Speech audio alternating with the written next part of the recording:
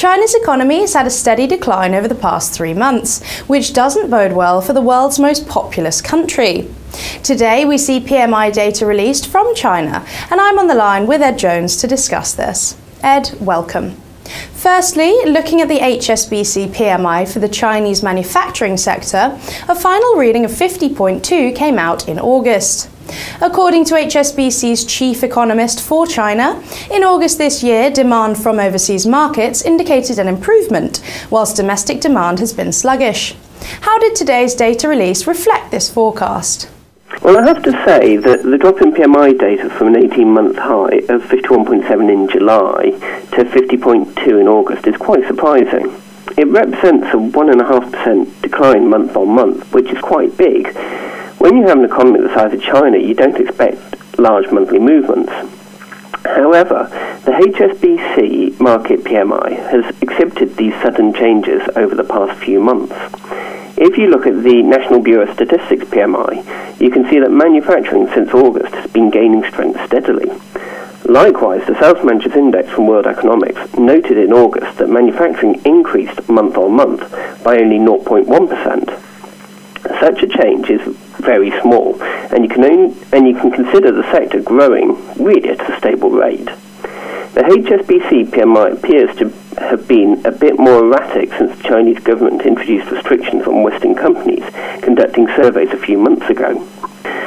We have seen that companies have been reducing their prices a little more in recent months, but most domestic and export, for both domestic and export markets, companies have explained in the SMI that monthly sales are remaining very strong, along with overall market growth and future business confidence.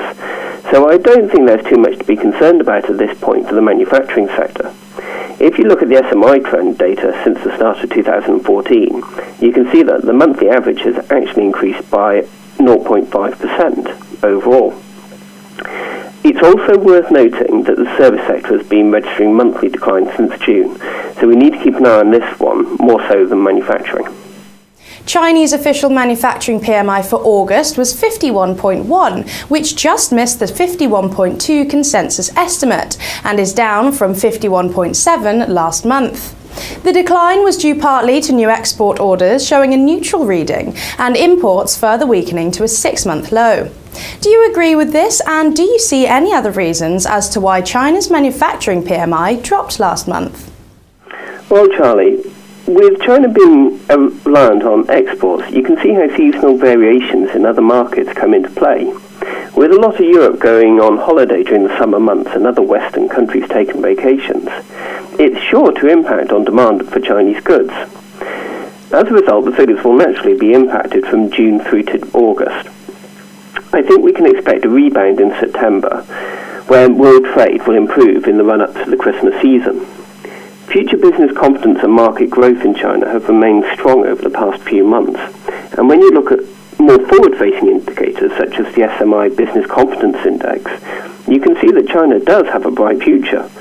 However, headline data does confirm a slight slowdown in overall economic activity. I wouldn't be surprised to see GDP averaging out at about 7.4% for the year, much better than some economists like to predict.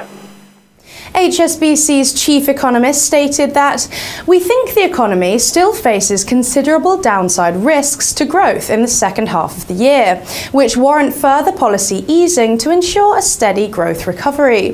When do you foresee this policy easing coming into play in China? Q Hongbin of HSBC did indeed issue this warning. However, you have to be very careful reading into just 1 or 2 months' worth of data. Sometimes you need to stand back and just look at the bigger picture.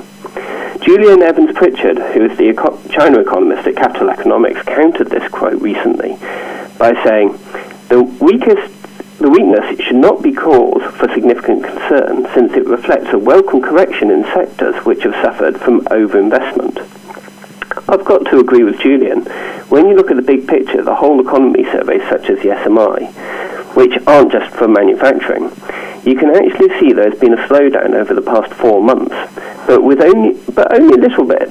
Traditionally, the Chinese economy has always started the year off slowly and then picked up pace in the latter months. Our data confirms this, but again in 2014, there will be a slightly slower rate of growth than seen last year.